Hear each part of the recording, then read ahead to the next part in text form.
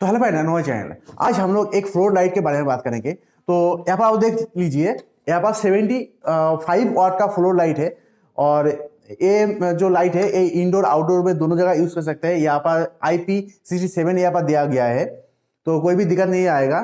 तो ये जो लाइट है ये 2-3 साल चला है, इसके बाद ये खराब हो चुका है। तो ये कैसे रिपेयर करना है वही हम लोग इस वीडियो में दिखाएंगे। तो ये कैसे ओपन करना है सबसे पहले वो आपको देख लीजिएगा। उसके बाद ये जो किया क्या प्रॉब्लम होता है वो भी आपको इस वीडियो में पता चल जाएगा। तो चलिए शुरू करते हैं।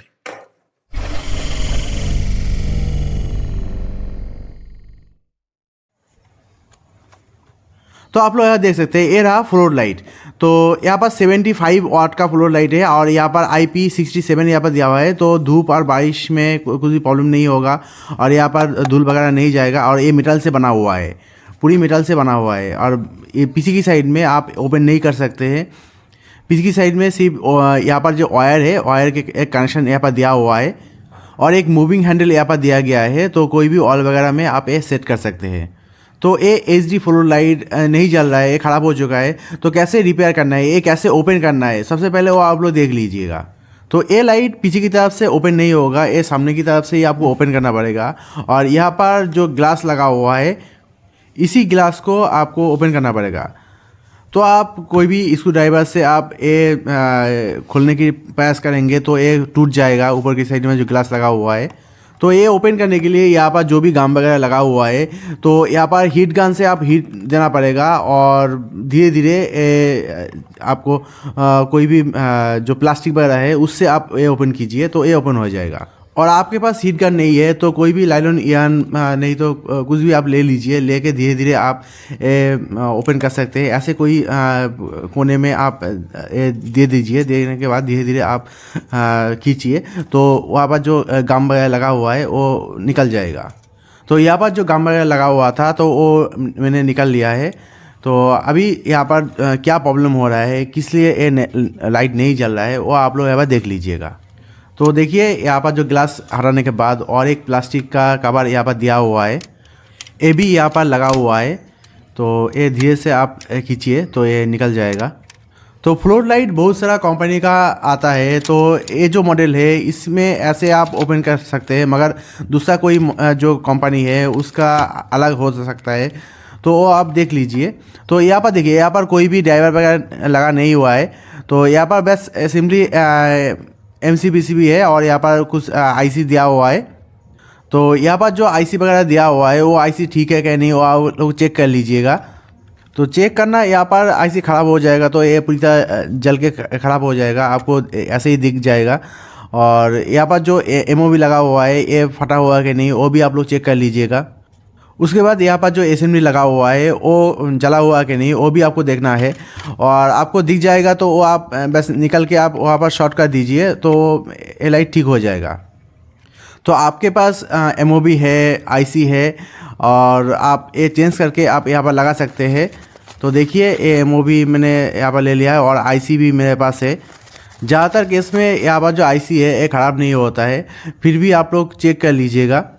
और यहाँ पर एक SMD ख़राब हो चुका है, पूरी तरह जला हुआ है, यहाँ से आपको देखने को पता चलेगा। यहाँ पर ब्लैक एक स्पॉट आ गया है, तो वो हम लोग निकाल के यहाँ पर शॉर्ट कर देंगे।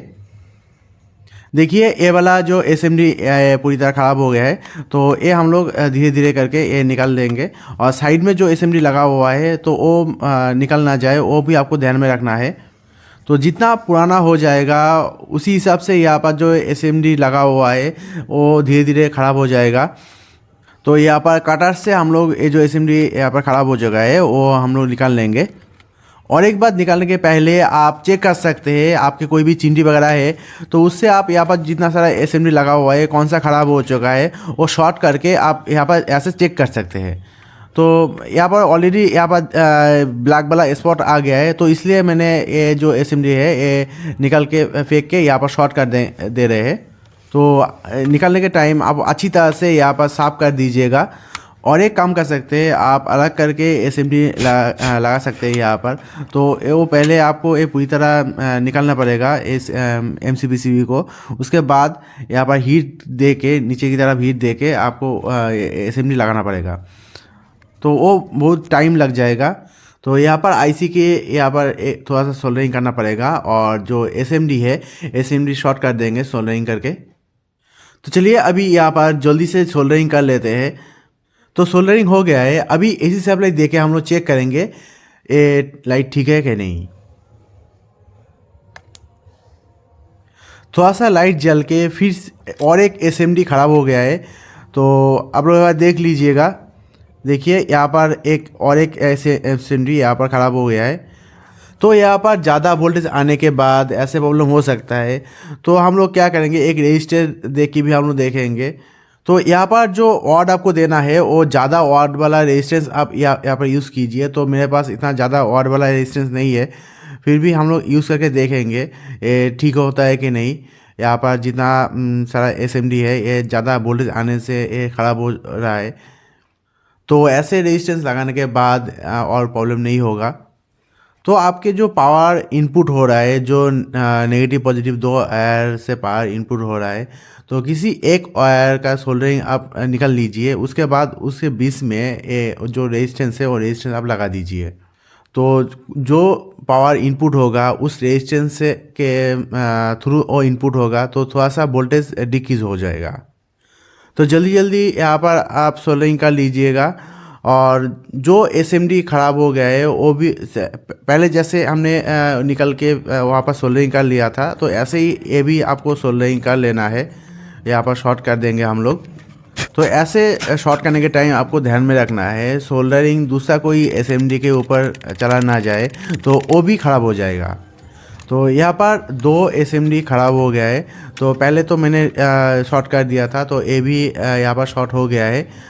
और यहाँ पर इनपुट पावर डिक्रीज़ करने के लिए एक रेजिस्टेंस भी हम लोग लगा दिया है। तो चलिए फिर से हम लोग पावर सप्लाई दे के हम लोग देखेंगे ये ठीक हुआ है कि नहीं। यहाँ पर लाइट अच्छी तरह से जल रहा है। यहाँ पर मोबाइल से रिकॉर्ड हो रहा है, इसलिए ऐसे बंद हो रहा है, जल रहा है। तो यहाँ पर लाइट जल रहा है, कोई भी दिक्कत नहीं हो रहा है। रेजिस्टेंस से धुआं निकल रहा है, आप लोग देख सकते हैं। मेरे हिसाब से ज़्यादा वाट वाला रेजिस्टेंस और 100 ओम का रेजिस्टेंस आप लगा सकते हैं। यहाँ पर 200 ओम का रेजिस्टेंस लगा हुआ है। तो यहाँ पर लगा के आप एक बार चेक कर लीजिए, आपके फ्लोर लाइट जल रहा है, कोई भी दिक्कत नहीं हो रहा है, तो ठीक है। तो फिलहाल मेरे पास ज़्यादा वाट वाला रेजिस्टेंस नहीं है। अभी और एक डायोड दे के भी हम लोग चेक करेंगे। तो यहाँ पर देख सकते हैं, यहाँ पर एक डायोड मैंने ऑलरेडी यहाँ पर लगा दिया है। तो डायोड लगाने के टाइम आपको अच्छी तरह से देख लेना है एनोड कैथोड किस तरफ आपको लगाना है, वो देख के आप यहाँ पर लगा दीजिए। तो यहाँ पर जो मैंने डायोड लगाया है, अंदर की तरफ वाइट वाला हिस्सा है और बाहर की तरफ ब्लैक वाला हिस्सा है। तो फिर से हम लोग यहाँ पर पावर सप्लाई दे के देखेंगे ये लाइट जलेगा कि नहीं। तो चलिए अभी यहाँ पर एसी सप्लाई के लिए यहाँ पर फ्लैग में हमने लगा दिया है। तो अभी स्विच ऑन करके हम लोग देख लेते हैं, तो फिर से बंद हो गया है। तो फुल ब्राइटनेस में यहाँ पर जला के और एक एसएमडी यहाँ पर ख़राब हो गया है। तो आप लोग देख लीजिएगा, एकदम राइट साइड में यहाँ पर देखिए लास्ट में यहाँ पर और एक एसएमडी यहाँ पर जला हुआ है, पूरी तरह ये जल गया है। तो यहाँ पर आप दूसरा कोई नया बोर्ड आप लगा दीजिए, तो ये काम हो जाएगा। नहीं तो हम लोग और एक जुगाड़ करेंगे। यहाँ पर देखिए ऐसे टाइप का हम लोग लाइट तैयार करेंगे। तो वो दूसरा वीडियो हम लोग तैयार करेंगे, वो वीडियो का लिंक नीचे डिस्क्रिप्शन में हम दे देंगे और ऊपर आई में भी आपको मिल जाएगा। तो फिर वोल्टेज इनपुट जो वोल्टेज है वो आप कम कर सकते हैं, तो वो लाइट जलेगा, कोई भी दिक्कत नहीं होगा, कोई भी एसएमडी ख़राब नहीं होगा। यही छोटा सा जानकारी देने के लिए ये वीडियो मैंने तैयार किया है। तो थैंक्स ये वीडियो देखने के लिए, और वीडियो अच्छी तो लाइक और शेयर कर दीजिएगा। और ऐसे और भी वीडियो देखने के लिए सब्सक्राइब कीजिए मेरे चैनल को, दबा दीजिए।